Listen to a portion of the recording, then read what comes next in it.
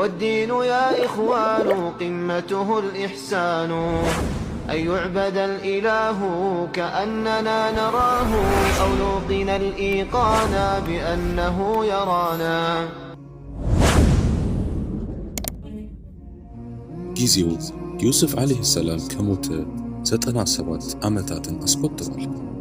በዩሱፍ አማካኝነት የግብፅን ምድር ገብተው በመንፊስ ከተማ መኖር የጀመሩት የያዕቁብ ልጆች ሁሉ ሞተው አልቀው፣ የልጅ ልጆቹ ግን በመተካካት ግብፅን እጅጉን እየሞሏት ነው። ምንም እንኳን ያኔ በዩሱፍ ዓለይሂ ሰላም ዘመን እነዚህ በኒ እስራኤሎች ወይም የያዕቁብ ልጆች በግብፅ ምድር የተከበሩ ሰዎች ቢሆኑም አሁን ላይ ያለው ንጉሥ ግን እጅጉን ይበድላቸው ጀመር። ይህን ጊዜ ነበር እንግዲህ አላህ በኒ እስራኤሎችን ነፃ እንዲያወጣ ሙሳን የላከው። የሙሳ የዘር ሐረግ ሙሳ ኢብን ዒምራን እብን የስሐር እብን ቃሂስ እብን ላዊ እብን ያዕቁብ እብን ኢስሐቅ እብን ኢብራሂም እብን አዘር እያለ ይቀጥላል። ሙሳ ከመወለዱ በፊት ፊርዓውን አንድ ቀን በሕልሙ የሆነች እሳት ከኢየሩሳሌም ወደ ግብፅ መጥታ የግብፃውያንን ቤት እየዞረች ታቃጥልና የበኒ እስራኤሎችን ቤት ስትተው ተመለከተ እና ይህ ሕልም እረፍት የነሳው ንጉሥ በነጋታው ጠንቋዮችንና ኮከብ ቆጣሪዎችን ሰብስቦ የሕልሙን ፍቺ ሲጠይቃቸው ከነዚህ የያዕቁብ ልጆች ከበኒ እስራኤሎች አንድ ንግስናህን የሚሽር ልጅ ሊወለድ ነው አሉት። ፊርዓውን ይህን ሲሰማ በጣም በመደንገጥ የበኒ እስራኤል ወንድ ልጆችን እንዳለ እንዲገደሉ አዘዘ። ምንም አይነት ወንድ ልጅ ቢረገዝ እንደሚገደልም ትእዛዝ አስተላለፈ። የፊርዓውን ትእዛዝ መተግበር ተጀመረ። በጣም ለቁጥር የሚያዳግጡ የበኒ እስራኤል ወንድ ልጆች እንደ ግፍ ተገደሉ። በመጨረሻም ይህ ሕግ ማሻሻያ መደረግ እንዳለበት የግብፅ ሕዝብ አቤቱታ ሲያቀርብ ፊርዓውንም ዘወትር የሚተገብረውን የግድያ ተግባር 1 ዓመት ግድያ እንዲቆም እና 1 ዓመት እንዲገደል አደረገ። በዚህ ሁኔታ ነበር የማይገደልበት ዓመት ላይ ሃሩን የተባለው የሙሳ ወንድም ተወልዶ በሚገደልበት ዓመት ደግሞ ሙሳ የተወለደው። ሙሳ ልክ እንደተወለደ የሙሳ እናት ሕፃኑ ዓይኗ እያየ እንዳይገደልባት በጣም ተጨነቀች። የምታደርገው ጠፍቷት በመዋለል ላይ ሳለች አላህም እናትየውን ከእንጨት የሆነ ሳጥን ሰርታ በዚያ ሳጥን ውስጥ ሕፃኑን እንድታስገባውና ሳጥኑንም ከነ ሕፃኑ ወንዝ ላይ እንድትጥለው አዟት ይህንንም ሕፃን ነቢይ አድርጎ እንደሚመልስላት ቃል ገባላት። በዚህ መሰረት የሙሳ እናት ሕፃን ልጇን በጨርቅ ጠቅልላ በሳጥን አሽጋ ሆዷ እየባባ በወንዙ አሻግራ ሸኘችው። ውሃውም ሳጥኑን ከነ ሕፃኑ እያንሳፈፈ የልጆችን ግድያ ትእዛዝ ወደ ሰጠው ፊርዓውን ግቢ ይዞት ገባ። በሰዓቱ የፊርዓውን የሚስቱ አገልጋዮች እዚያ ወንዝ ዳር እየታጠቡ ነበርና ይህን ሳጥን ሲመለከቱ በውስጡ ወርቅ ያለ መስሏቸው ለእመቤታቸው ሳጥኑን ሳይከፍቱት በስጦታ መልክ ወስደው አስረከቧት። የሙሳ እህት እዚያ ቤተ መንግሥት ውስጥ ተቀጥራ ትሰራ ነበርና እናቱ የጣለችው ሳጥን በገዳዮቹ እጅ መግባቱን ስታረጋግጥ ወደ እናቷ ስትከንፍ ሄዳ ነገረቻት። እናትም ልጇን ተመልሳ ሄዳ ሁኔታውን እንድታጣራላት ላከቻት። ልጅቷም ሁኔታውን ለማጣራት ቤተ መንግሥት ተመልሳ መጣች። ንግሥቲቱም አገልጋዮቿና ባለቤቷ ባሉበት ቦታ ሳጥኑ እንዲከፈት አዘዘች። ሳጥኑ ሲከፈትም ልብን የሚያማልል ውብና ማራኪ ልጅ በሳጥኑ አገኘ።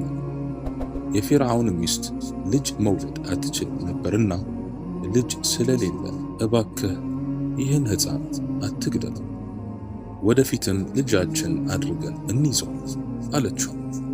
እሱ ሕፃኑን መግደል ቢፈልግም የሚስቱን ሐሳብ መቃረን አልፈለገምና በሐሳቧ ተስማማ። አሁን አስቸጋሪው ነገር መጣ። ይህን ምግብ ያልጀመረ ሕፃን ማን ያጥባው? የተለያዩ አጥቢ እናቶች ይህን ሕፃን ሊያጠቡ ቢሞክሩም ሕፃኑ ግን የማንንም ጡት ከአፉ ሊያስጠጋ ፈቃደኛ አልሆነም። ይልቁኑ አጥቢዎቹ ሲመጡ ይባስ ያለቅስ ነበር። የፊርዓውንም ሚስት እጅጉን ተጨነቀች። አላህ በልቧ የሙሳን ፍቅር ስለከተተባትም በሕፃኑ ለቅሶ ጭንቀት የምትገባበት ጠፋት። ይህ ሁሉ ሲሆን ሁኔታዎችን ትከታተል የነበረችው የሙሳ እህት ምንም እንደማታውቅ ሆና ይህን ሕፃን ለእናንተ የሚያሳድግላችሁን ቤተሰብ ላመላክታችሁ፣ ታማኝም ናቸው አለቻቸው። ይህን ስትሰማ የፊርዓውን ሚስት ደስታዋ ወደር አጣ። የፈለጉትን ክፍያም ለአጥቢዋ እንደሚከፍሉም ቃል ገቡላትና የሙሳ ትክክለኛዋ እናት እንድትመጣ አደረጉ። የሙሳ እናት ቤተ መንግሥት ገብታ ልክ ልጅዋን ስትመለከት ልቧ ተንሰፈሰፈ፣ እንባዋ ከዓይኗ ሊሾልክ ተቃረበ። እንደምንም ራሷን ተቋቁማ ሕፃኑን ልታጠባ ስታቅፈው ሕፃኑ ለቅሶውን ትቶ ጡቷን ይጠባ ጀመር። ፊርዓውንና አሲያ ወይም የፊርዓውን ሚስት ይህን ሲመለከቱ በጣም ተደሰቱ። በዚህ ሁኔታ የሙሳ እናት እየተከፈላት ልጇን ለ2 ዓመታት ያህል አጠባችው። ጊዜ ጊዜን እየተካ ሙሳም ትልቅ ልጅ ሆነ። ምንም እንኳን ሙሳ የፊርዓውን የአብራኩ ክፋይ ባይሆንም በሕዝቡ ዘንድ ግን የፊርዓውን ልጅ በመባል ነው የሚታወቀው። ከዕለታት አንድ ቀን ሙሳ በጠራራ ፀሐይ ከተማ ውስጥ እየተራመደ ሳለ አንድ ግብፃዊና አንድ በኒ እስራኤላዊ ሲደባደቡ ተመለከተ። በኒ እስራኤላዊውም ሙሳን አድነኝ በማለት ተጣራ። ሙሳም ይህን ጊዜ ግብፃዊው ላይ የምትሰነዘረበትና ሳያስበው የግብፃዊው ሕይወት በሙሳ እጅ አለፈች። ይሁን እንጂ ማንም አላወቀበትም ነበር። ይህን ጊዜ ሙሳ በጣም በመጸጸት አላህን ምህረት ለመነው። አላህም ተውበቱን ተቀብሎት ሙሳ ሆይ በልቅናዬ እምልልሃለሁ፣ ይህችን የገደልካት ነፍስ ለቅጽበት እንኳን በእኔ ጌትነት ያመነች ብትሆን ከባድ ቅጣትን አቀምስህ ነበር አለው። ሙሳም ከዚያን ቀን አንስቶ የግብፃዊው ሟች ወገን መጥቶ እንዳይበቀሉት በጣም ስለሰጋ እንቅስቃሴውን በጥንቃቄ ማድረግ ጀመረ። በማግስቱም ሙሳ ከተማ ላይ ሳለ ይህ ትናንት ሲደባደብ የነበረው በኒ እስራኤላዊው የሙሳ ዘመድ ዛሬም ከሌላ ግብፃዊ ጋር ሲደባደብ ተመለከተ።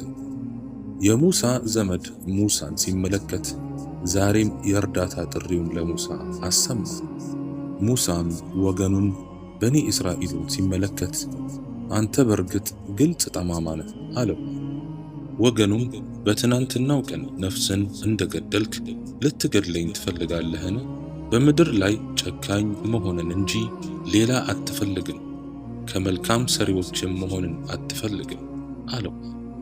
በዚያ አካባቢ የነበሩ የግብፅ ነዋሪያንም ወገናቸውን የገደለው ሙሳ መሆኑን ሲያውቁ እሱን ሊገሉት መመካከር ጀመሩ። ይህን የሰማ ሕዝቅኤል የተባለ ግብፃዊ ሙእሚን ለሙሳ ግብፃውያን አንተን ሊገሉ እየተመካከሩ ስለሆነ የግብፅን ምድር ለከህ እንድትወጣ እመክርሃለሁ ብሎ መከረው።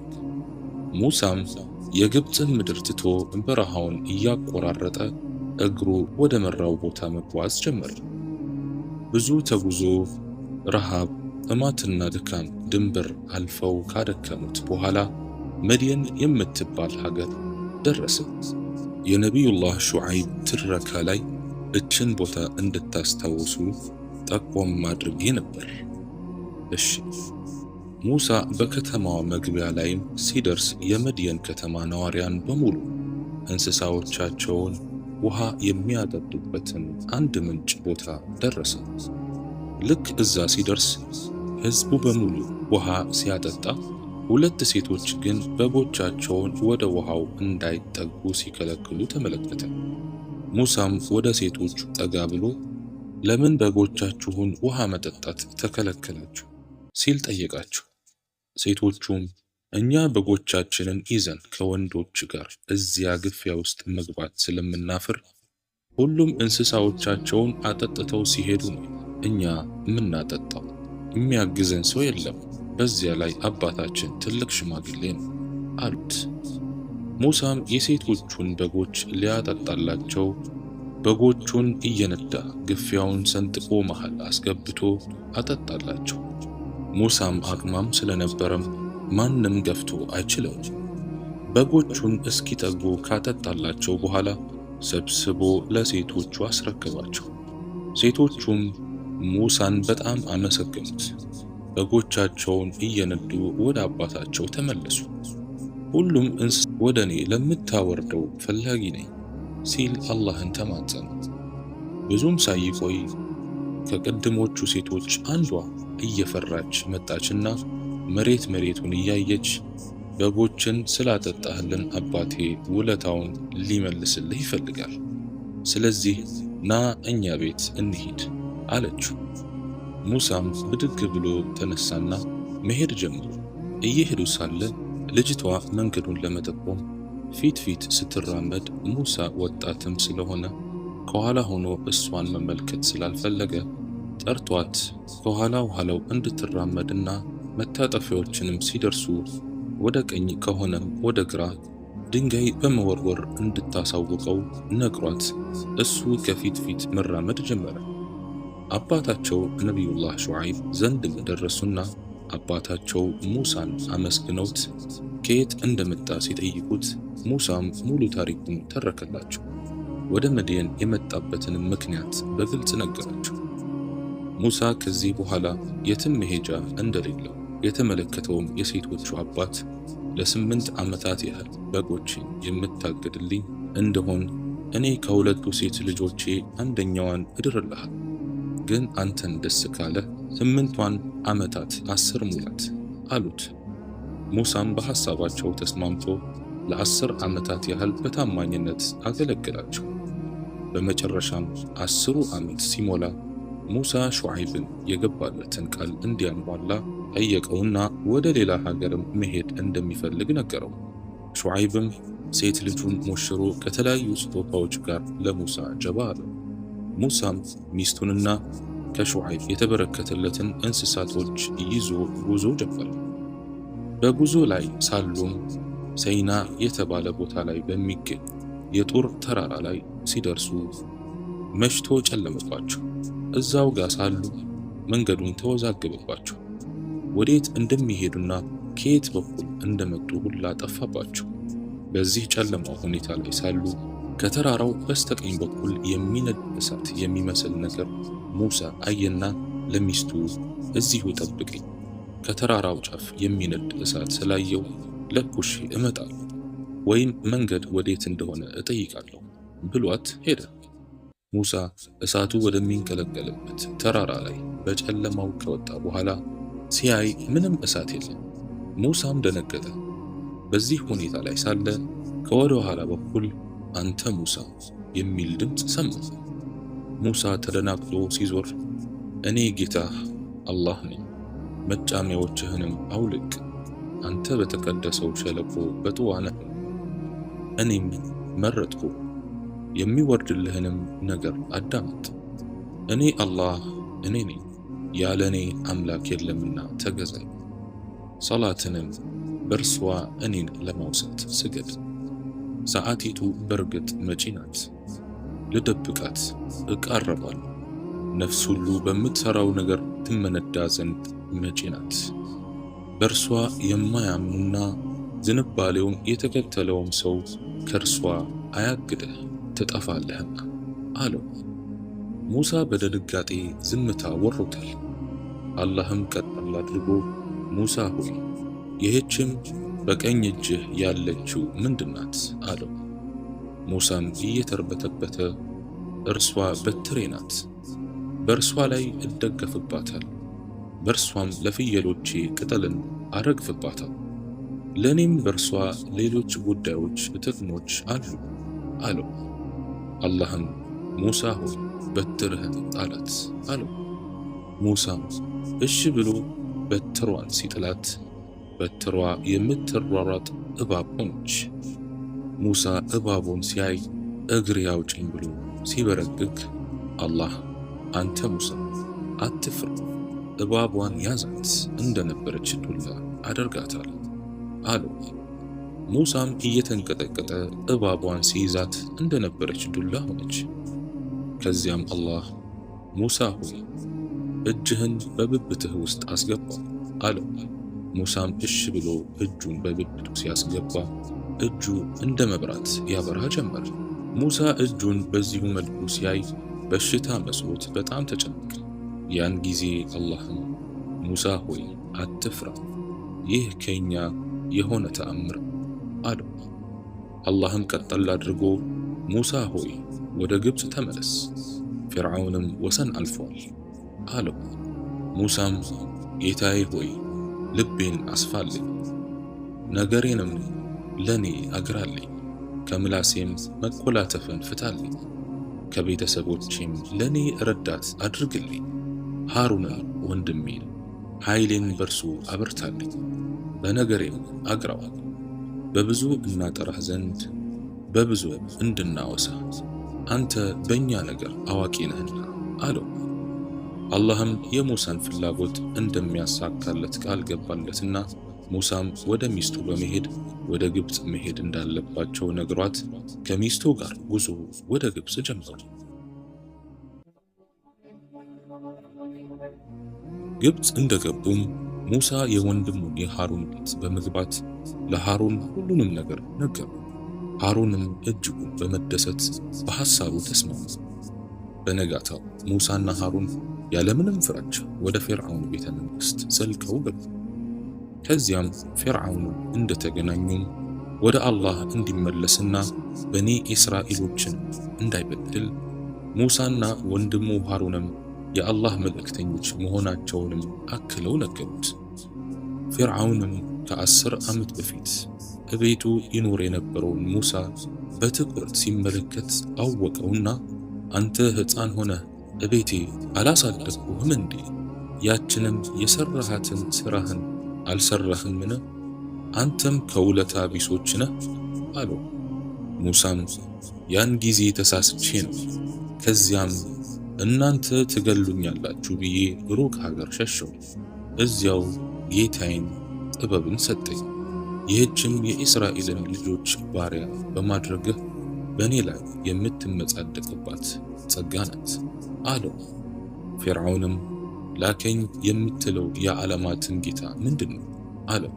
ሙሳም የሰማያትና የምድር በመካከላቸውም ያለው ሁሉ ጌታ የምታረጋግጡ ብትሆኑ ነገሩ ይህ ነው አለው። ፊርዓውን ትንሽ ሳቅና ወደ ዙሪያው ያሉትን ሰዎች እየተመለከተ ሚለውን አትሰሙም እንዴ አላቸው። ሙሳም የምስራቅና የምዕራብ በመካከላቸውም ያለው ነገር ሁሉ ጌታ ታውቁ እንደሆናችሁ እመኑበት አላቸው። ፊርዓውንም ከኔ ሌላ አምላክን ብትይዝ በእውነቱ ከእስረኞቹ አደርግሃለሁ አለው። ሙሳም እኔ ከአላህ ዘንድ የተላኩ ስለመሆኔ ማስረጃ ባመጣልስ አለው። ፊርዓውንም እስቲ ማስረጃህን አምጣ እውነተኛ ከሆንክ አለው። ሙሳም ይህን ሲሰማ ብትሯን ጣላት፣ ወዲያውኑ ወደ እባብነት ተቀየረች። ጣቱንም በብብቱ አስገብቶ የምታንጸባርቅ ሆና አወጣት። ፊርዓውን እችን ሲያይ አሃ ይህማ ግልጽ ድግምት ነው፣ እንደውም እንዳንተ ያሉ ድግምተኞች በግዛቴ ብዙ ስላሉ ቀጠሮ እንያዝና እንገናኝ፣ ማን እንደሚያሸንፍ እናያለን አለው። ሙሳም በዚህ ተስማምቶ ትልቅ ህዝባዊ በዓል በሚከበርበት ቀን ቀጠሮ ተያይዘው ያን ቀን በሰላም ተለያዩ። ቀን ቀንን ወራት ወራትን እየተተካ ሙሳና ፊርዓውን የያዙት ቀጠሮ ወቅቱን ጠብቆ መጣ። ህዝቡ የዛሬዋን የቀጠሮ ቀን ፍጻሜ ሊመለከት ለቁጥር አዳጋች ሆኖ በሰልፍ ተሰብስቧል። ድግምተኞችም ዕድሜ ልካቸውን ሲጠበጥቡት የከረሙትን አስደናቂ ድግምት ይዘው ከሙሳ ሊፋለሙ ሰልፍ ይዘው ቁጭ ብለዋል። የድግምተኞች ብዛት 30,000 ነበር። ተመልካቹም ድግምተኛውም ንጉሱም ሙሳም ሁሉም ቦታውን ከያዘ በኋላ ድግምተኞቹ ቀስ ብለው ፊርዓውንን ግን እኛ ካሸነፍን ምንድነው ሽልማታችን አሉት።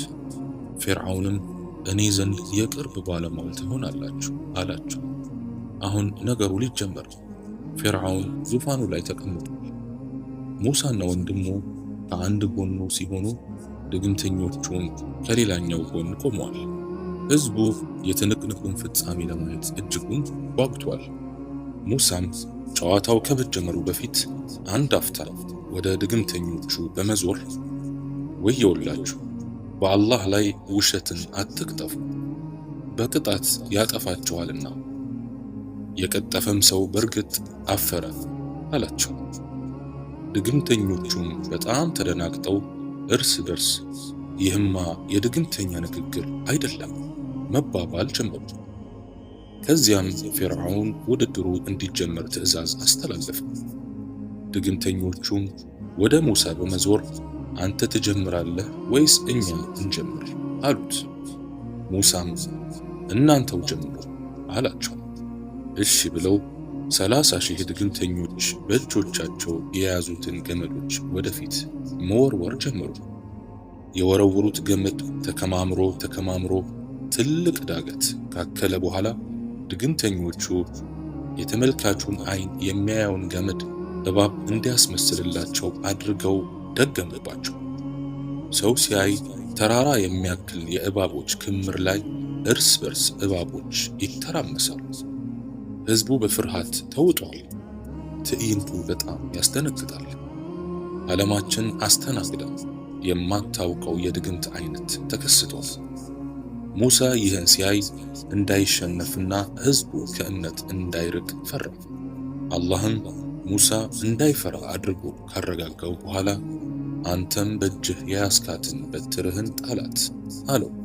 ሙሳም በትሯን ሲጥላት በትሯ ወዲያውኑ ወደ ትልቅ ዘንዶነት በመቀየር ድግምተኞቹ እባብ አድርገው የጣሉትን ሁሉ አንድ በአንድ በቅጽበት በልቶ ጨረሳቸው። የሙሳ ዘንዶ የድግምተኞቹን እባቦች ውጦ ካጠናቀቀ በኋላ ሙሳ ሄዶ ሲይዘው ተራራ የሚያህል የድግምት እባቦችን የዋጠው ዘንዶ ወዲያው ተመልሶ ወደ በትርነት ተቀየረ። ሕዝቡ ሁሉ የሚያየውን ማመን ተስኖት ዓይኑን አፍጥጦ ይመለከታል። የድግምተኞቹ አለቃ ዓይነ ስውር ነበርና ድግምቱን ጣለ እንጂ ምን እንደተከሰተ ለማየት አልታደለም ነበር። ድግምተኞቹም ለአለቃቸው የጣልናቸውን ድግምቶች በሙሉ የሙሳ በትር ወደ ዘንዶ ተቀይሮ ዋጣቸው አሉት። አለቃቸውም ምንም ትርፍራፊም አላስቀረም አላቸው። ድግምተኞቹም አዎን፣ ከዚያ በኋላ እንዲያውም ተመልሶ ወደ በትርነቱ ተቀየረ አሉት። ይህን ጊዜ ማየት የተሳነው የድግምተኞቹ አለቃ ይህ ሙሳ የሚያደርገውማ ድግምት አይደለም የፈጣሪ ተአምር ነው ብሎ በፊቱ በመደፋት ሱጁድ አደረገ። አለቃቸው ሱጁድ ሲያደርግ የተቀሩትን ድግምተኞች የዓለማት ጌታ ለሆነው አላህ ክብር እጅ ነስተው ግንባሮቻቸውን ከመሬት አላትመው ሱጁድ ወረዱ። ከዚያም የዓለማት ጌታ በሆነውና የሙሳም የሃሩንም ጌታ በሆነው አላህ አምነናል አሉ። ፊርዓውን ይህን ሲሰማ በሕዝብ ፊት ከፍተኛ እፍረት ተሰምቶት ለእናንተ ሳልፈቅድላችሁ በፊት በእርሱ በሙሳ አመናችሁን? እርሱ በርግጥ ያ ድግምትን ያስተማራችሁ አለቃችሁ ነው። እናንተን ደግሞ እጆቻችሁንና እግሮቻችሁን በማናጋት ግራና ቀኝን በማፈራረቅ እቆራርጣችኋል፣ በዘንባባም ግንዶች ላይ እሰቅላችኋል። ማንኛችሁም ቅጣቱ በጣም ብርቱ የሚቆይም መሆኑን ታውቃላችሁ ብሎ ዛተባቸው። ዛቻውንም እግሮቻቸውንና እጆቻቸውን በመቆራረጥ እውን ያደርግ ጀመር። እነሱም እግሮቻቸውንና እጆቻቸውን ሲቆርጧቸው ጌታችን ሆይ በእኛ ላይ ትዕግስትን አፍስስ፣ ሙስሊሞች ሆነን ግደለን እያሉ ዱዓ ያደርጉ ነበር። 30,000 ድግምተኞች ጠዋት ከቤታቸው ሲወጡ ካፊሮች ነበሩ፣ ማታ ላይ ደግሞ ሸሂዶች ሆኑ። ሱብሓነላህ። ያኔ ሙሳ ሰው ገድሎ እንዳይበቀሉት ሰግቶ ከግብፅ እንዲወጣ የመከረው ሰውዬ የፊርዓውን ሽንፈት ግልጽ መውጣቱን ሲመለከት በሕዝቡ ፊት ለሙሳ ማመኑ አወጀ። ከዚያም ከድግምተኞቹ ጋር አንድ ላይ ተሰቀለ። ያን ቀን በሙሳ አሸናፊነት ውድድሩ ተጠናቀቀ። ያን ቀን ሐቅ ወደ ላይ ከፍ ከፍ ብላ ውሸትም አንገቷን ደፋች። በማግስቱም ትናንትና የተሰቀለ የሙሳ የመካሪው ሚስት የሆነችው ሴት የፊርዓውንን ልጅ ተቀጣ በማበጠር ሳለች ማበጠሪያው ከእጇ ሲወድቅባት ቢስሚላህ አለች። የፊርዓውንም ልጅ አባቴን ለማለት ፈልገሽ ነው አለች። አበጣሪዋም አይ አላህ ማለት የኔም ያንቺም የአባትሽም ጌታ ነው አለቻት። ልጅቷ ወዲያው ብድግ በማለት ሄዳ ለአባቷ ፊርዓውን የሆነውን ሁሉ ነገረችው። ፊርዓውንም አበጣሪዋን ከነ ሕፃን ልጇ በማስጠራት ጌታሽ ማን ነው አላት። አበጣሪዋም የኔም ያንተም ጌታ አላህ ነው አለችው። ፊርዓውን ይህን ሲሰማ ነሐስ ቀልጦ በትልቅ በርሜል ነገር ውስጥ እንዲሞላ ካደረገ በኋላ የተቀሩ ልጆቿንም ሰብስቦ አንደኛው በቀለጠው ነሐስ ውስጥ ሲያስገባው ልጇ አይኗ እያየ ስጋው ከአጥንቱ ተለያየ። ፊርዓውንም ዞር አለና አሁንስ ጌታሽ ማን አላት። እሷም ከአቋሟ ምንም ሳትዘንፍ የኔም ያንተም ጌታ አላህ ነው አለችው።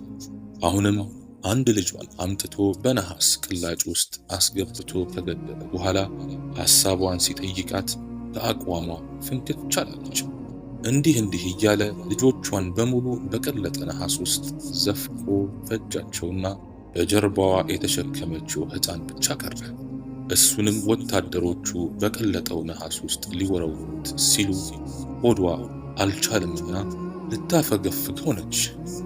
ገና ጡት የሚጠባውም ሕፃን እናቴ እውነት ላይ ነሽና ባለሽበት ጥይ አላት። ሱብሓነላህ።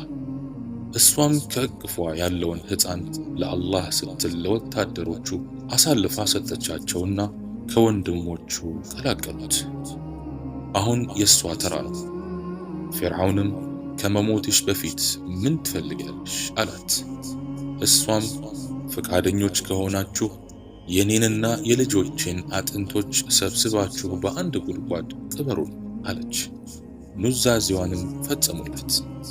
ይህን ሁሉ ሲሆን በቅርበት ትከታተል የነበረችውም የፊርዓውን ሚስት አሲያ የአበጣሪዋ ሩህ ሲወጣ መላእክት ሩህዋን አጅበው ወደ ሰማይ ሲወጡ አላህ ግርዶሹን ከፍቶላት ተመለከተች። በነገራችን ላይ የፊርዓውን ሚስት ሙስሊም ነች፣ ግን ማንም አላወቀባትም። ወደ ፊርዓውንም ዞር ብላ ተጠንቀቅ፣ አላህን እንዴት እንዲህ ትዳፈራለህ አለችው። ፊርዓውንም ይህችን አበጣሪ የለከፋት ልክፍት ብቻ ለክፎሽ እንዳይሆን ሲላት፣ ባለቤቱ እኔ ምንም አልተለከፍኩም፣ ነገር ግን የኔም ያንተም የዓለማትም ሁሉ ጌታ በሆነ በኃያሉ አላህ አምኛለሁ አለችው። ፊርዓውን ቁጣውን መቆጣጠር እያቃተው የሚስቱን እናት በማስጠራት ልጅሽ በአበጣሪዋ አይነት ልክፍት ተለክፋለች፣ ይህ በምትለው የሙሳ ጌታ የማትክድ እንደሆን ሞትን አቀምሳታል አላት። እናትን ልጇን በሕይወት እንድትቆይላት ፊርዓውን የሚላትን ነገር እንድትታዘዝ ለመነቻት። የፊርዓውን ሚስትም አላህን ካጂ የምትሆን እንኳን መቼም አላደርገው ብላ መለሰችላት። ፊርዓውንም በገዛ ሚስቱ ላይ የቅጣት አርጩሜው ሊያወርድባት 4 ችካሎችን መሬት ላይ አስቸክሎ እሷን በ4 ማዕዘን በመወጠር አሰቃይቶ ገደላት። ያኔ ነፍሷ ልትወጣ ስትል ጌታዬ ሆይ አንተ ዘንድ በገነት ውስጥ ለኔ ቤትን ገንባልኝ፣ ከፊርዓውንና ከሥራው አድነኝ፣ ከበደለኞቹ ሕዝቦችም አድነኝ ብላ ዱዓ አደረገች። አላህም በዚያች ቅጽበት ለሷ በጀነት ያዘጋጅላትን እንድትመለከት ሲያደርጋት ፈገግ አለች። ፊርዓውንም ይህን እብደት ተመልከቱ፣ እየተቀጣች ትስቃለች ብሎ ሳይጨርስም አሲያ ነፍሷ ወጣች። ፊርዓውን የሕዝቡን ሁኔታ ሲመለከት ሁሉም የሙሳ ነገር እንዳስደነገጠውና ሕዝቡ ሁሉ ወደ ሙሳ እምነት እንዳይገባ ስጋት አደረበት። ፊርዓውንም የግንባታ ሚኒስትር ለሆነው ሃማን ሆይ ትልቅ ግንባታ ወደ ሰማይ ገንባልኝ፣ እስቲ የሙሳን ጌታ አየዋለሁ አለ። ሃማንም ግንባታው 7 ዓመታትን ያስቆጠረ በጣም ረዥም ሕንፃ መገንባት ጀመረ። ሙሳ ይህን ሲመለከት በውስጡ ስጋት አደረበት። ይህን ጊዜ አላህም ሙሳ ሆይ ዝም ብለው፣ እሱ በ7 ዓመት የገነባውን በቅጽበት እደርምሰዋል አለው። ግንባታውም ተገንብቶ ከተጠናቀቀ በኋላ አላህ ጅብሪልን አዘዘውና ጅብሪል ግንባታውን በቅጽበት ብትንትኑን አወጣው። ፊርዓውንም እጅጉን በመናደድ በኒ እስራኤሎችን ግብፃውያን እንዲያሰቃዩአቸው ትእዛዝ ሰጠ። ግብፃውያንም ወሰንን ያለፈ ስቃይና እንግልትን በበኒ እስራኤሎች ላይ ያደርሱባቸው ጀመር። በኒ እስራኤሎችም የሚደርስባቸውን ስቃይና እንግልት መቋቋም ሲያቅታቸው ሙሳ ዘንድ መላ እንዲላቸው ስሞታ አቀረቡ። ሙሳም እስራኤላውያን እንዲታገሱና ወደፊትም ድሉ የነሱ መሆኑን አበሰራቸው። ሙሳ ምንም እንኳን ዘወትር ፊርዓውንንና ሕዝቦቹን ወደ አላህ ቢጣራም ከጥመታቸው ለአፍታ አልተወገዱም ነበር። አላህም ይህንን ሲመለከት ተከታታይ ዶፍ ዝናብ በመልቀቅ አዝርዕቶቻቸውንና ፍራፍሬዎቻቸውን እንዳልነበረ አድርጎ በጎርፍ አጥለቀለቀባቸው። ግብፃውያንም ሙሳ ጋር በመሄድ እባክህ ጌታህን ለምንና ይህን መቅሰፍት አስወግድልን፣ ይህን ይቅር ብሎን ካስወገደልን እኛም እናምናለን፣ እስራኤላውያንንም እንለቅልሃል አሉ። ሙሳም አላህን በመማጠን ዝናቡ እንዲቆም አደረገላቸው። በጎርፍ የተጥለቀለቁትን ፍራፍሬዎችና አዝርዕቶች ዳግም አቆጠቁጡ። ከዚያም ግብፃውያን ዳግም ወደ ክህደታቸው ተመለሱ። አላህም ያን ጊዜ የአንበጣ መንጋ ለቀቀባቸውና አዝርዕቶቻቸውን ፈጀባቸው። ግብፃውያን አሁንም ወደ ሙሳ በመሄድ የተለመደውን ቃል በመግባት ልመናቸውን ቀጠሉ። ሙሳ እሺ ካመናችሁ ጌታዬን እለምንላችኋለሁ በማለት አላህን ተማጽኖ የመጣውን በላ አላህ አነሳላቸው። መቅሰፍቱ ሲወገድላቸው አሁንም ወደ ቀድሞ ክህደታቸው ተመለሱ። አላህም ምንም አይሳነውምና የነቀዝ መንጋ ለቀቀባቸው። ያስቀመጡትን እህል እንዳለ ፈጀባቸው፣ የሚበሉትን እስኪያጡ ድረስ። አሁንም ሙሳ ዘንድ በመምጣት ከጌታህ አስታርቀን እያሉ ስሞታ ማሰማት ጀመሩ። ሙሳም ዱዓ አደረገላቸው። ነቀዙ ከግብፅ ምድር ጠፋላቸው። ነቀዙ ሲጠፋ እነሱም ዳግም ወደ ክህደታቸው ተመለሱ። አላህም የእንቁራሪት መንጋ ለቀቀባቸው። ድስቶቻቸውን፣ ምግቦቻቸውንና ቤቶቻቸውን እንቁራሪቶች ለጉድ ወረሯቸው። ይህንንም መቋቋም ሲያቅታቸው ወደ ሙሳ በመሄድ ከአሁን በኋላ አይለመደንም በማለት የተለመደውን ቃል ገቡለት። ሙሳም ጌታውን ለምኖ መቅሰፍቱን አስወገደላቸው። ነገር ግን ልክ መቅሰፍቱ እንደተወገደላቸው ነበር ግብፃውያን ወደ አመፃቸው ዳግም የተመለሱት። ያን ጊዜ አላህም የግብፃውያንን ውሃ በደንብ በከለው። እስራኤላውያንና ግብፃውያን ከአንድ ምንጭ እየተጠቀሙ እስራኤላውያን ንጹህ ውሃ ሲጠጡ፣ ግብፃውያን ግን ውሃቸው ወደ ደምነት እየተቀየረ የሚጠጡትን አጡ።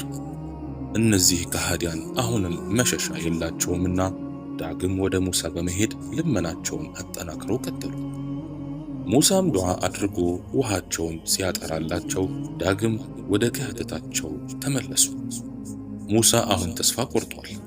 እሱም እጁን ወደ ላይ አነሳና ጌታችን ሆይ አንተ ለፊርዓውንና ለሹሞቹ በቅርቢቱ ሕይወት ጌጥንና ብዙ ገንዘቦችንም በርግጥ ሰጠህ። ጌታችን ሆይ ከመንገድህ ያሳስቱ ዘንድ ሰጠሃቸው። ጌታችን ሆይ ገንዘቦቻቸውን አጥፋ፣ በልቦቻቸውም ላይ አትም፣ አሳማሚን ቅጣት እስከሚያዩ አያምኑምና ሲል ዱዓ አደረገ። አላህም ንብረቶቻቸውን ሁሉ ነፍጓቸው ጌጣጌጦቻቸውንና ፈረሶቻቸውን ብቻ አስቀረላቸው። አላህ ይህን ካደረገ በኋላ ሙሳን የዩስፍ አስክሬን ያለበትን ሳጥን ይዘህ የእስራኤላውያንንም አስከትለህ በሌሊት ግብፅን ለቀህ ውጣ አለው።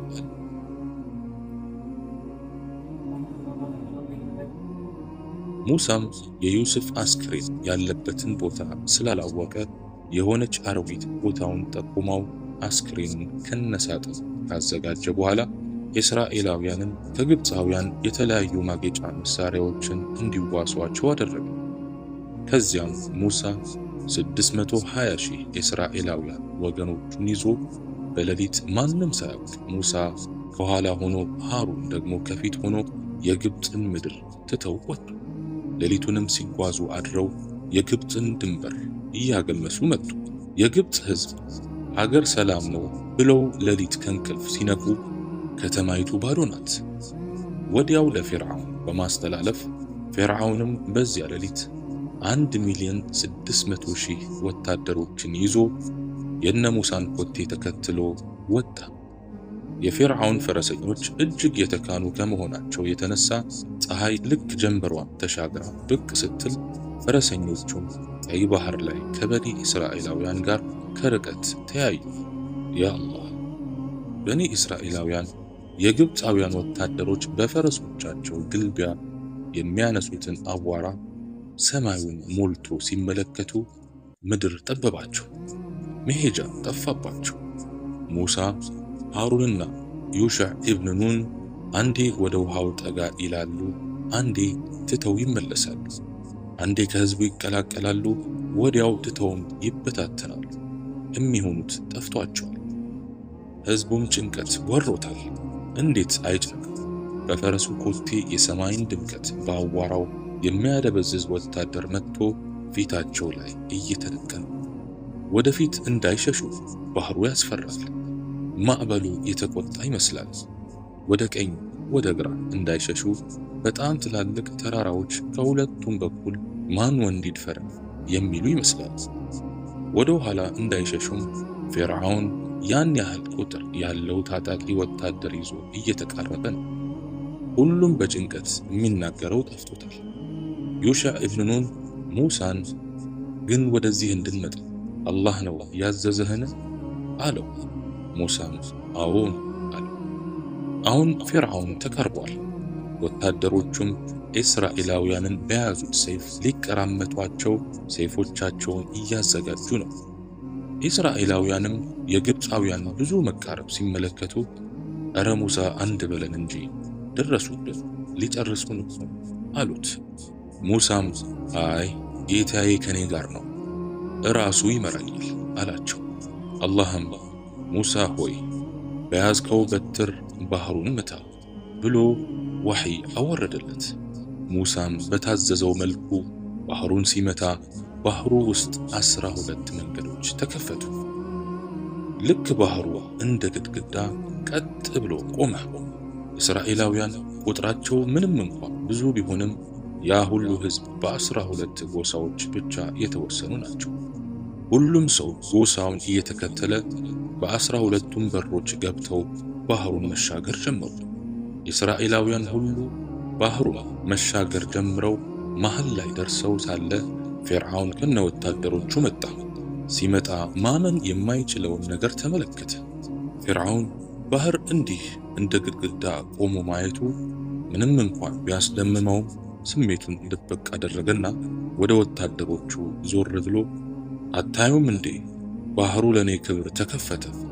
እኚህ ወራዳዎችን ገብተን እንያዛቸው ኑ ብሎ ወታደሩን በሙሉ ይዞ ወደ ባህሩ ሊገባ ሲል ፈረሱ እምቢ አለው።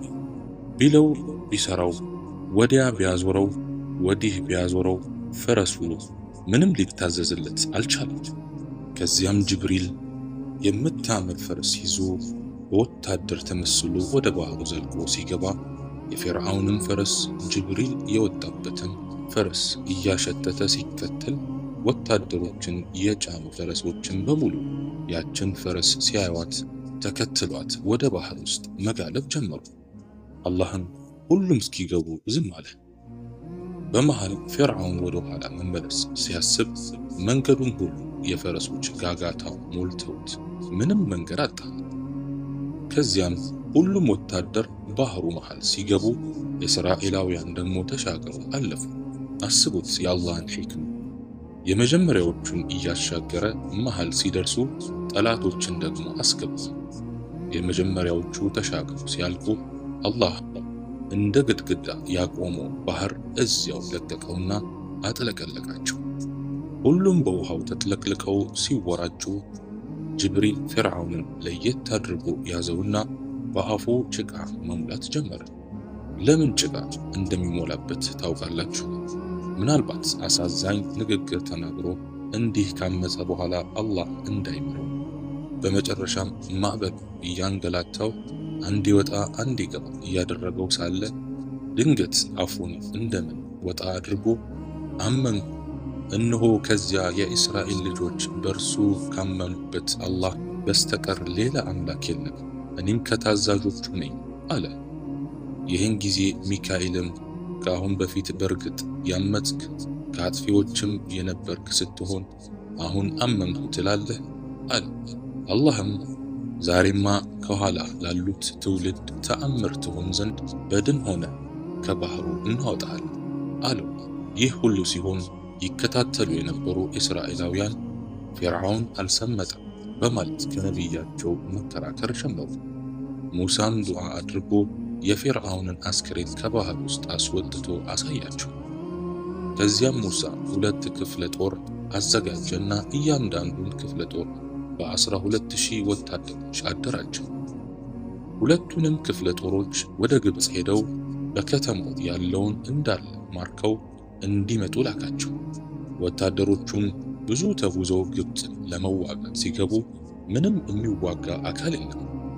ሽማግሌዎች፣ ሕፃናትና ሴቶች ብቻ ነበር የቀሩት። ሁሉም የማዕበሉ ሰለባ ሆነዋል።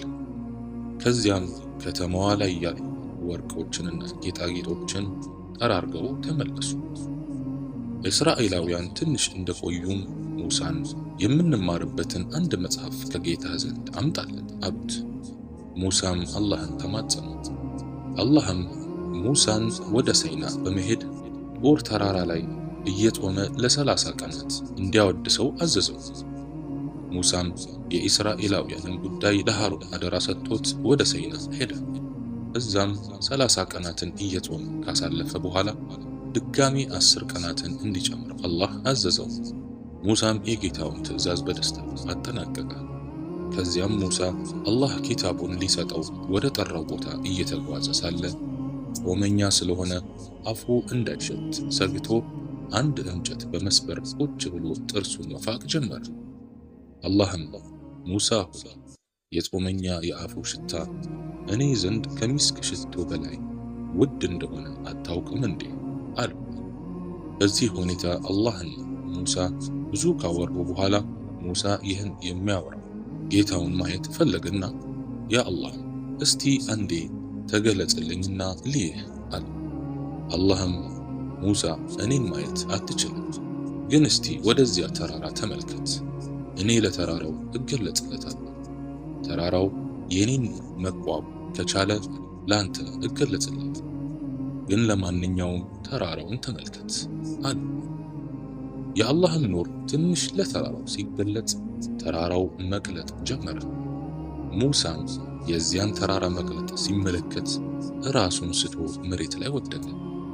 ሙሳም ለተወሰኑ ሰዓታት ራሱን ከሳተ በኋላ ነቃና ጌታዬ ጥራት ይገባህ፣ ወደ አንተ ተጸጽቻለሁ፣ እኔም ከሙእሚኖች የመጀመሪያው አለ። አላህም ሙሳ እኔ በመልእክቶችና በማናገሬ በሰዎች ላይ መረጡ፣ የሰጠሁንህም ያዝ፣ ከአመስጋኞችም ሁን፣ በብርታትም ያዛት፣ ሕዝቦችህንም በመልካሟ እንዲይዙ እዘዛቸው፣ የአመፀኞቹን አገር በርግጥ አሳያቸዋል። እነዚያን ያለ አግባብ በምድር ላይ የሚኮሩትን ከአንቀጾቼ በርግጥ አዞራቸዋል። ተአምርንም ሁሉ ቢያዩ በእርሷ አያምኑ፣ ቅንንም መንገድ ቢያዩ መንገድ አድርገው አይዙትም። ግን የጥመትን መንገድ ቢያዩ መንገድ አድርገው ይይዙታል። ይህን እርሱ በአንቀጾቻችን ስላስተባበሉና ከእርሷም ዘንጊዎች ስለሆኑ እነዚያም በአንቀጾቻችንና መጨረሻይቱን ዓለም በመገናኘት ያስተባበሉት ሥራዎቻቸው ተበላሹ፣ ይሰሩት የነበረውን እንጂ ይመነዳሉ አሉ። ሙሳም ጌታው የሰጠውን ኪታብ ይዞ ወደ ሕዝቡ መሄድ ጀመሩ። ከምንም በላይ የሚገርመው ሙሳ የአላህ ያረፈበትን ተራት ስላየ ብቻ ሙሳ ራሱ ማንጸባረቅ ጀምሯል። ለዛ ተከናንቦ ነበር የሚሄደው። ከዚያም ሙሳ ሀገር ሰላም ብሎ አላህ የሰጠውን ኪታብ ይዞ ሲከንፍ ወደ ሕዝቡ ሲደርስ ያልጠበቀውን ነገር ተመለከተ። ሕዝቡ የሆነ ጥጃ ነገር ቀርጸው ይህ አላህ ነው በማለት እያመለኩ ተመለከታቸው። ሙሳም ቁጣው ድንበር አለፈ። በእጁ የያዘውን ኪታብ በንዴት ወረወረው። ተንደርድሮ የወንድሙን ጺም እየጎተተ ሕዝቡ እንዲህ ያለ ጥመት ውስጥ ገብተው ሲጨማለቁ አንተ ምን እየሰራህ አሉ። ሃሩንም የእናቴ ልጅ ሆይ መጀመሪያ ጺሜን ልቀቅ። እኔ ዝም ልላቸው የቻልኩት መጀመሪያ ተው ስላቸው ግማሹ ትቶ ግማሹን ቢያለ፣ እኔም ሕዝቡ ለሁለት እንዳይከፈል ሰግቼ አንተ እስክትመጣ ድረስ ዝም አልኳቸው አሉ። ሙሳም ሃሩንን እዛው ትቶት ጥጃውን ወደ ቀረጸው ሰውዬ ሳሚረይ ጋር በመሄድ ምን አስበህ ነው እንዲህ ልትሰራ የቻልከው አለው። ሳሚረይም ያላዩትን ነገር አየው። ይህም የጅብሪል ባዝራ ፈረስ የረገጠችው መለምለሙ ከመልእክተኛው ከፈረሱ ኮቴ ዱካም ጭብጥ አፈርን ዘገሙ። በቅርጽ ላይ ጣልኳት፣ እንደዚሁም ነፍሴ ሸለመችልኝ አሉ። ከላይ ሳምሪ ያለው ነገር ግልጽ ካልሆነ ላስረዳችሁ። ምን መሰላችሁ? ጅብሪል ፊርዓውንን አሰቃይቶ ከባህሩ ውስጥ ሲወጣ የፈረሱ ኮቴ የረገጠችበትን አፈር ይህ ሰው ዘግኖ ይዞ ነበር። ከዚያም ሙሳ ጌታውን ሊገናኝ ሲሄድ ይህ ሳሚሪ ወይም ሳምራዊ ከግብፅ የዘረፉትን ጌጣጌጥ አቀለጠና የጥጃ ቅርጽ ሰራበት። ከዚያም የጅብሪል ፈረስ ከረገጠችበት ቦታ የዘገነውን አፈር ደፋበት። ያን ጊዜ ከወርቅ የሰራት የጥጃ ቅርጽ እንደ ጥጃ መጮህ ጀመረች። በመጨረሻም ይህ እኮ ጌታችሁ ነው፣ ሙሳ ረስቶት ሄዱን አላቸውና የእስራኤላውያን ጥጃዋን ለ40 ቀናት ተገዟት። እሺ ወደ ታሪኩ እንመለስ። ሙሳም ለሳምሪ ሂድ፣ ላንተም ፈጽሞ የማትጥሰው ቀጠሮ አለህ፣ ወደዚያም በእርሱ ላይ ተገዢው ሆነ ወደ ቆየህበት አምላክህ ተመልከት ብሎ ረገመው። እስራኤላውያን በፈጸሙት ወንጀል የተነሳ በኪታቡ ተወርዶላቸው ከነበረውም 1/7ኛውን ከመጽሐፉ ተሰረዘ። እስራኤላውያን ምንም ያህል ቢጸጸቱም አላህ ጸጸታቸውን መቀበል እምቢ በማለት ጥጃዋን ያመለኩትን ወገኖች እርስ በርስ እንዲገዳደሉ አዘዛቸው። በዚያ መሃልም የሞተው ሸሂድ እንደሚሆንም ነገራቸው። ጥጃዋን በማምለካቸው የተጸጸቱትን እስራኤላውያን ለጥፋታቸው ማካካሻ እርስ በርስ መጨፋጨፍ ጀመሩ። በዚያ መሃልም 70,000 የሚያህሉ እስራኤላውያን ሞቱ። ይህን ሲመለከቱም ሙሳና ሃሩን አላህን አጥብቀው መማጸን ጀመሩ። አላህም ይቅርታውን አውርዶላቸው ግድያውን አስቆመላቸው። ከዚያም እስራኤላውያን ሙሳ የአላህን ድምፅ አሰማን እያሉ ማስቸገር ሲጀምሩ ሙሳም ከእስራኤላውያን 70 እሙን ሰዎችን መርጦ እንዲጾሙ ካዘዛቸው በኋላ እዛ ጡር ተራራ ላይ ይዘዋቸው ወጣ። እነሱም በል አሁኑ የአላህን ድምፅ አሰማን አሉት። ሙሳም እሺ ብሎ ወደ ተራራው ጫፍ ይዘዋቸው መጣና ልክ ተራራው ሲደርሱ የሆነ ዳመና ነገር መጣ። እዚያ ዳመና ውስጥ ሙሳም ገብቶ ኑ አላቸውና አስገባቸው። በውስጡም ሲገቡ እርስ በርስ መተያየት እንኳን ተሳናቸው። ዳመናውም ውስጥ እንደገቡ ስጁድ አድርገው ሳለ ሙሳና አላህ ሲነጋገሩ ሰሙ። ሙሳም ከጌታው ጋር ያለውን ንግግር ከጨረሰ በኋላ ዳመናው ተገፈፈ። ያን ጊዜ በል ድምፁን ሰምተናል፣ እንድናምንህ ከፈለክ ራሱን አሳየን አሉት። እንዲህ ሲሉ መቅሰፍት ወረደባቸውና ሁሉም በቅጽበት ሞቱ። ሙሳም በጣም ተጨነቀ። እጁን ዘርግቶም ጌታዬ ሆይ ከሕዝቤ መካከል የተከበሩትን መርጬ ያመጣሁት፣ አሁን ሞቱ ብል ማንም እኔን አያምነኝም። ስለዚህ እባክህ አስነሳቸው በማለት አላህን ሲማጸን ሰዎቹ ሩሖቻቸው ተመለሱላቸው። ብድግ ብለውም ሙሳ ሆይ አንተ አላህን ጠይቀህ ምንም አይከለክልህ፣ ስለዚህ እባክህ እስቲ ሁላችንንም አላህ ነቢይ እንዲያደርገን ዱዓ አድርግልን አሉት። ሙሳም ዱዓ ሲያደርግ አብረውት የነበሩት በአጠቃላይ አንቢያ ሆኑ። ከዚያም ሙሳ ከጡር ተራራ ላይ የተውራትን መጽሐፍ ይዞ ወደ እስራኤላውያን በመመለስ ስለ መጽሐፉ ማስተማር ሲጀምር ይህ መጽሐፍ የሚለው ነገር ሁሉ ይከብዳል፣ በዛ ላይ ሁሉንም ነገር ሐራም ይላል፣ አንቀበልም አሉት። የእስራኤላውያን ጥመት አላህ ሲመለከት ጅብሪልን አዘዘውና በአቅራቢያቸው የሚገኘውን ትልቅ ተራራ ከስሩ ነቅሎ ወደ ሰማይ ከፍ በማድረግ እስራኤላውያን ላይ አንጠለጠለባቸው። ልክ ተራራው በላያቸው የሚወድቅ ይመስላል። ከበስተኋላቸው ደግሞ አስፈሪ የባህር ማዕበል መጣ። ከበስተፊታቸውም ደግሞ ነበልባል እሳት መጥቶ ድቅን አለባቸው። ይህን ጊዜ ሙሳ የእስራኤል ልጆች ሆይ ይህ ያመጣሁላችሁን ተውራት የማትቀበሉ ከሆናችሁ ከላያችሁ በኩል ያለውን ተራራ አላህ ይጥልባችኋል፣ ከበስተፊታችሁ ባለውም እሳት ያቃጠላችኋል፣ ከበስተኋላችሁም ያለው ማዕበል ያጥለቀልቃችኋል በማለት አስገደዳቸው። እነሱም ይህን ጉድ ሲመለከቱ መሸሻም እንደሌላቸው በተረዱ ጊዜ ለግዳቸው የተወረደላቸውን መጽሐፍ መርሐባ ብሎ ተቀበሉ። በዚህ ሁኔታ ላይ ሳሉ ከዕለታት አንድ ቀን አንድ ልጅ ያጎቱን ንብረት ለመውረስ ፈልጎ አጎቱን ገድሎ ጣለው። ከዚያም ልጁ ራሱ ወደ ሙሳ በመሄድ ያጎቴ ገዳይ እከሌ ነውና ፍረደን ብሎ ከሰሰ። ያ ገዳይ ተብሎ የተከሰሰውም እንዳልገደለው ተከራከረ። ሙሳም አላህ እንዲፈርድ ተማጽኖት አላህም እስራኤላውያንን አንዲትን ላም እንዲያርዱ አዘዛቸው። ሙሳ አላህ ያዘዛቸውን ለሕዝባቸው ሲነግሩ ማላገጥ ጀመሩ። አንተ ሰው ሞቶብናል ፍረደን ብንልህ ላም እረዱ ብለህ ታሾፋለህ እንዴ አሉ። ከዚያም በድርቅና ምን አይነት ላም ናት አሉ። ሙሳም እርሷ ያላረጀች ጥጃም ያልሆነች በዚህ መካከል ልከኛ የሆነች ጊደር ናት ብሏል አላህ አላቸው። እነሱም ለኛ ጌታ ጠይቅልን፣ መልኳ ምን እንደሆነ ለኛ ይገለጽልን አሉት። ሙሳም እርሷ መልኳ ደማቅ ተመልካቾችን የምታስደስት ዳለቻ ላም ናት ይላችኋል አላህ አላቸው።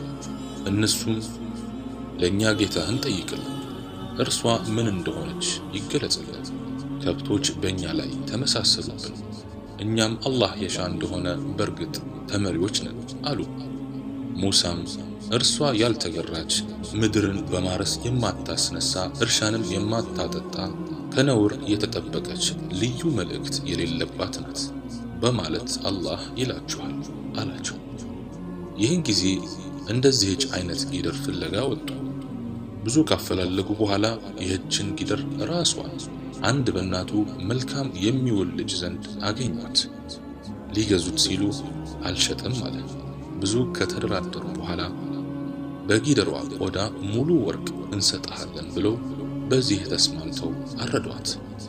ካረዷትም በኋላ በጊደሯ ምላስ የሞተውን ሰውዬ እንዲመቱት ሙሳ አዘዛቸው።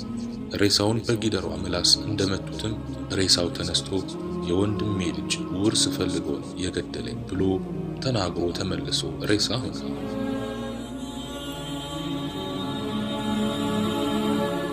ሙሳ ለእስራኤላውያን ቆሞ ዳዕዋ እያደረገላቸው ሳለ ሙሳ ሆይ ከሰዎች ሁሉ አዋቂ ማን ነው አሉት።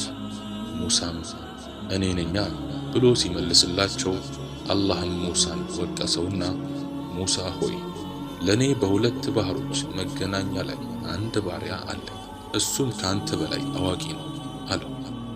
ሙሳም ጌታዬ ያን ባሪያህን እንዴት ላገኘው እችላለሁ አለው።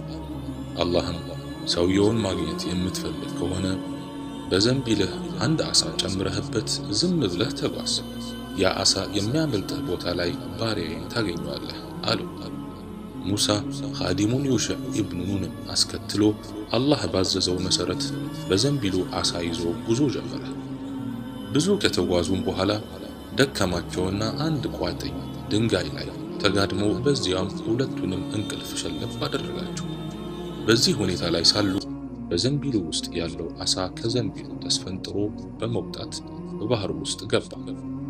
ይህ ሲሆን ዩሽዕ ተመለከተና ለሙሳ ሳይነግረው በመርሳት ሁለቱንም ተነስተው ጉዞአቸውን ቀጠሉ።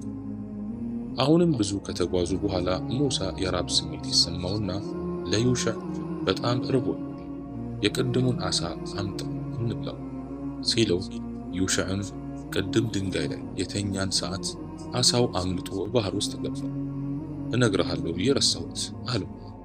ሙሳም ይህን ነው እኛም የምንፈልገው ብሎ ወደ መጡበት በመመለስ ቅድም የተኙበትን ድንጋይ መፈለግ ጀመሩ።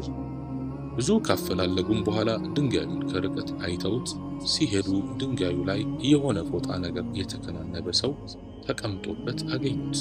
የተከናነበው ሰው ስሙ ኸድር ይባላል። ሙሳ ሰላም በአንተ ላይ ይሁን አለው። ኸድርም በአንተም ባለህበት ሰላም ነው፣ ሙሳ እባላለሁ። ኸድር ሙሳ በኒ እስራኤል አለው። ሙሳ ደግሞ አዎን፣ አላህ ካሳወቀህ ዕውቀት እኔንም ታሳውቀኝ ዘንድ ወደ አንተ መጥቻለሁ። ኸድር አንተ ከኔ ጋር መታገስን በጭራሽ አትችልም፣ በዕውቀትም በሱ ባልደረስከው ነገር ላይ እንዴት ትታገሳለህ? ሙሳም አላህ የሻ እንደሆነ ታጋሽና ላንተም ትእዛዝን የማልጥስ ሆኜ ታገኘኛለህ። ኸድር ብትከተለኝም ላንተ ከርሱ ማውሳት እስከምጀምርልህ ድረስ ስለምንም ነገር አትጠይቀኝ። ባህር ዳርቻ ሆነው ይህን አውርተው ከተስማሙ በኋላ አንዲት መርከብ ብቅ አለች። ባለመርከቦቹም ኸድርን ያውቁት ስለነበር ሙሳንና ኸድርን በነፃ አሳፈሯቸውና ጉዞ ጀመሩ። ትንሽ እንደተጓዙም ከባህሩ መሃል ሲደርሱ ኸድር መርከቢቷን መስበር ጀመረ። ሙሳ ይህን ሲመለከት ስምምነታቸውን ረስቶ አንተ ምን ሆነሃል? በነፃ ያሳፈሩን አንሶ መርከቢቱን ትሰባብራለህ እንዴ? መርከቢቷ ተሰብራ እኛስ ብንሰምጥስ? ብሎ ጮኸበት። ኸድርም አንተ ከኔ ጋር ትዕግስትን ፈጽሞ አትችልም አላልኩህምን? አለው። ሙሳም በረሳሁት ነገር አትያዘኝ፣ በነገሬም ችግር አታሸክም በማለት ይቅርታ ጠየቀ። እሺ ተባብለው በመሄድ ላይ ሳሉ አንድ ወፍ መጣና በመርከብ አርፎ ትንሽ ውሃ ጠጥቶ ሄደ። ይህን ሲያዩ ኸድር ለሙሳ እንዲህ አለው፣ የኔና የአንተ ዕውቀት ተደምሮ ከአላህ ዕውቀት ጋር ቢነጻጸር ይህ ወፍ ከዚህ ባህር የጠጣውን ያህል እንኳን አያህልም። ከዚያም ሙሳና ኸድር ከመርከቢቱ ላይ ወርደው በእግር በመጓዝ ላይ ሳሉ ሕፃናት የሚጫወቱበትን ስፍራ ደረሱ። ከዚያም ኸድር ከሕፃናቱ መሃል አንድን ሕፃን ነጥሎ አንቆ ገደለው። ሙሳ ይህን ሲያይ ትዕግስቱ ተሟጦ አንተ ምንም ወንጀል ያልሰራችን ንጹሕ ነፍስ ዝም ብለህ ትገድላለህ እንዴ? አሁንም በጣም ትልቅ ወንጀል የፈጸምከው አለው። ኸድርም አንተ ከኔ ጋር ትዕግስትን ፈጽሞ አትችልም አላልኩህምን? አለው። ሙሳም ከዚህ በኋላ ምንም እንኳን ብጠይቅህ አትጎዳ፣ የይቅርታን ጫፍ ደርሰሃልና አንድ ዕድል ስጠኝ አለው። ከዚያም ተስማምቶ ጉዞአቸውን ቀጠሉ። ብዙ ከተጓዙም በኋላ የሆነ መንደር ደረሱና የመንደሩን ሰዎች ምግብ ሲጠይቋቸው ሁሉም ከለከሏቸውና ትተው ሲያልፉ እዚያው የሆነ ሊወድቅ የደረሰ ግድግዳ ተመለከቱ። ኸድርም ቆም አለና ግድግዳውን ቀና ቀና አድርጎ ሲያስተካክል ሙሳ በአክራሞት ምግብ ለምነናቸው ምግብ ለከለከሉን ሰዎች ትሰራለህ እንዴ? ደግሞ እኮ አሁን ለሰራኸው ክፍያ መቀበል ትችላለህ አሉ። ይህን ጊዜ ኸድርም ሙሳ አሁን መለያያችን ነውና እስካሁን ስለፈጸምኳቸው ድርጊቶች ፍቺውን እነግርሃለሁ። አንደኛ፣ መርከቢቱን የሰበርኳት ከመርከቢቱ በስተጀርባ ሐደድ ኢብኑ በደድ የተባለ ንጉሥ በባህር ላይ ያሉ መርከቦችን ሁሉ እየወረሰ እየመጣ ስለሆነ በዚህችም መርከብ የተሰበረ ነገርን ከተመለከተ ትቶ ያልፋል ብዬ ነው። ሁለተኛ፣ ጀይሱር የተባለውን ሕፃን ከሚጫወትበት ለይቼ የገደልኩት ልጁ እናት አባቱ ሙስሊም ሲሆኑ እሱ ግን ወደፊት ሲያድግ ካፊር ፋጅር ነው የሚሆን። በዚያ አጋጣሚ እናት አባቱንም አድጎ እንዳያከፍር የገደልኩት። ሶስተኛ ግድግዳውን ያጠናከርኩት ደግሞ እዚያ ቤት ውስጥ አስረምና ሱረይም የተባሉ ሁለት ወንድማማቾች አሉ። ድሮ አባታቸው መልካም ሰው ነበር። ከቤቱ ውስጥም ወርቅ ደብቆላቸው እነዚህ ልጆች አድገው ወርቁን እስኪያወጡ ድረስ ቤቱ እንዳይፈርስ ነው ቀና ያደረጉት። ይህን ሁሉ በእኔ በፍቃዴም አልሰራሁትም። ይህ በእርሱ ላይ መታገስን ያልቻልከው ነገር ፍችን ብሎት ተለያዩ። አላህም የሃሩንን ሩህ ማውጣት በፈለገ ጊዜ ሙሳንና ሃሩንን ወደ አንድ ተራራ ላይ እንዲወጡ አዘዛቸውና ሁለቱንም ወደ ታዘዙበት ተራራ ላይ ወጡ። ልክ ተራራው ጫፍ ሲደርሱ በሕይወታቸው አይተው የማያውቁት አይነት ውብ ዛፍ ተመለከቱ። ወደ ዛፏም ጠጋ ሲሉ በንግግር ለመገመት የሚያስቸግር ውብና አማላይ ቤት ከዛፉ ጎን ተመለከቱ። ከዚያም ወደ ቤቱ ዘልቀው ሲገቡ ውስጡ ውበቱ ይለያል። አሁንም ወደ መኝታ ክፍሉ ሲገቡ በጣም የሚያምር አልጋ አለ። የክፍሉም ጠረን እጅግ ያውዳል። ሃሩን ይህን ሲመለከት ሙሳ እባክህ እዚህ መተኛት አማረኝ አለው። ሙሳም ተኛ አለው። ሃሩንም የቤቱ ባለቤት እንዳይመጣብን ፈራሁ አለ። ሙሳም ልበ ሙሉ ነገር ነውና ይምጣ እኔ አለሁልህ አለው። ሃሩንም ና በቃ አብረን እንተኛ፣ ባለቤቱም ከመጣ ሁለታችንም ይቆጣን ከፈለገ ሲለው ሙሳም እሺ ብሎ ከወንድሙ ጋር ተኛ። ትንሽ እንቅልፍ እንዳሸለባቸውም መለከል መውት መጥቶ ከሃሩን ሩህ ጋር ሲታገል ሃሩን የሆነ ስሜት ተሰማውና ትንሽ ተአረሙት ካታገለው በኋላ የሃሩን ሩህ በተወለደ በ122 ዓመቱ ወጣች። ልክ ሃሩን ሲሞት ያ ቤት ከነግቢው ሙሳን ትቶት ሃሩንን ይዞ ወደ ሰማይ ብድግ አለ። ከዚያም ሙሳ ወደ ሕዝቡ ብቻውን ሲመለስ ሃሩን የት ነው ብለው ጠየቁት። ሙሳም ሞቷል አላቸው። ሕዝቡም እኛ ለሱ ያለንን ፍቅር አይተህ ራስህ ገድለኸው ነው አሉ። ሙሳም እንዴት ነው የምታስቡት? እኔ ወንድሜን እገድላለሁን ሲላቸውም ምንም ሊያምኑለት አልቻሉም። ይህን ጊዜ ሙሳ ሁሉም በተሰበሰቡበት ረክዓተይን ሰግዶ ዱዓ ሲያደርግ ሃሩንን ይዞት ወደ ላይ የወጣው ቤት ከሰማይ ይዞት ወረደ። ሁሉም እስኪመለከተው ድረስ ህዋ ላይ ከተንሳፈፈ በኋላ ተመልሶ ሄደ። ሁሉም ሙሳን አመኑት። ከዚያም በሌላ ቀን ሙሳ ከዩሽዕ ጋር በመጓዝ ሳሉ በጣም ጥቁረቱ የበዛ የሚያስፈራ ንፋስ መጣባቸው። ዩሽዕም ቅያማ የደረሰ መስሎት ፈርቶ የሙሳን ቀሚስ አጥብቆ ያዘ። ምንም እንኳን ዩሽዕ ሙሳ ላይ ቢጠመጠምም ሙሳ ከቀሚሱ ውስጥ ተሰወረበትና በዩሽዕ እጅ የሙሳ ቀሚስ ብቻ ቀረ። ዩሽዕም የሙሳን ቀሚስ ይዞ ሲመለስ ሕዝቡ አይቶት አንተ የአላህን ነቢይ ገድለህን እንዴ ልብሱን ይዘህ የመጣኸው በማለት ዩሽዕን ራሱን ሊገድሉት ፈለጉ። ዩሽዕም እኔ አልገደልኩትም፣ ንፋስ ሲመጣ በእርሱ ልከለል ቀሚሱን ሲይዘው ሙሳ ቀሚሱን ትቶ ተሰወረብኝ፣ አናምንህም ካላችሁኝ 3 ቀን ከሀገር አስወጡ አላቸው። እነሱም ከጠባቂዎች ጋር ከሀገር አስወጡት። አላህም ዩሽዕ ሙሳ እንዳልገደለው በህልማቸው ባሳያቸው ጊዜ ዩሽዕን ለቀቁት። ሙሳ ከዩሽዕ ከተሰወረበት በኋላ እቤቱ ተጋድሞ ሳለ መለከል መውት እንደ ልማዱ ድንገት ዘው ብሎ ገባ።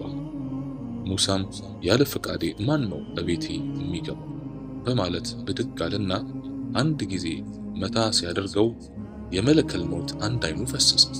መለከል መውትም ወደ አላህ በመመለስ ጌታዬ ሞትን ወደማይፈልግ ባሪያህ ዘንድ ነው የላከኝ፣ አይኔ መጥቶኝ አጠፋው አለ።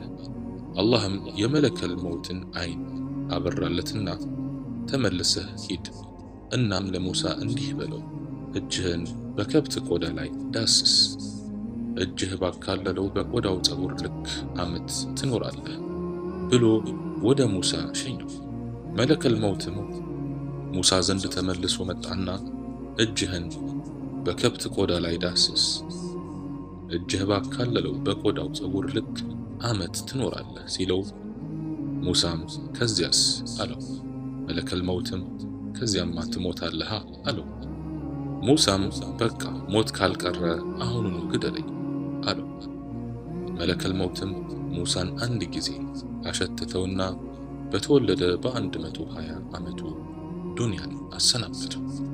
የአላህ ሰላምና እዝነት በሙሳና በሃሩን ላይ ይስፈን።